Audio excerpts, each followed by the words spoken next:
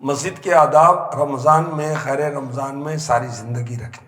مسجد کے اندر دنیا کی باتیں نہیں کرنی، مسجد کے اندر بدبودار کپڑے یا جسم لے کر نہیں آنا، کوئی بدبو لے کر نہیں آنی، مسجد کے اندر دوڑنا منع ہے، مسجد کے اندر شور کرنا منع ہے، مسجد کے اندر وہ وضو کے قطرے ٹپکیں یہ بھی منع ہے۔ اور موبائل جو مسجد میں آ گیا اس کو تو آف کر کے جیب میں رکھ دیں یا بیگ میں رکھ دیں، اعتکاف والا بیگ میں رکھ دے بھائی، جو ویسے نماز پڑھنے آئے تو اس کو مسجد میں داخل ہونے سے پہلے بند کر کے جیب میں رکھ لے۔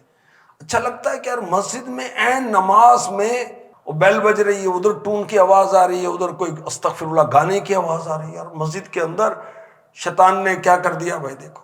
اور مسجد کے اندر موبائل کا استعمال تو بہت کوئی ایمرجنسی ہے تو بندہ کرے، کوئی کال وغیرہ یا میسج، اور اسی طرح قرآن پڑھنا ہے، حدیث پڑھنی ہے موبائل سے اس کے اندر ہے تو کوئی حرج نہیں بلکہ اچھا ہے۔ بس اس کے علاوہ کوئی اور ویڈیو دیکھ رہے ہیں تو فلاں دیکھ رہے ہیں، یہ نہیں کرنا چاہیے۔ تو مسجد تو عبادت کرنے کی جگہ ہے، سیاست چمکانے کی جگہ تھوڑی، کھلاڑیوں پر تبصرہ کرنے کی جگہ تھوڑی، موسم پر تبصرہ کرنے کی جگہ تھوڑی، خوشگپیاں دوستیاں یہ کرنے کی جگہ تھوڑی بھائی۔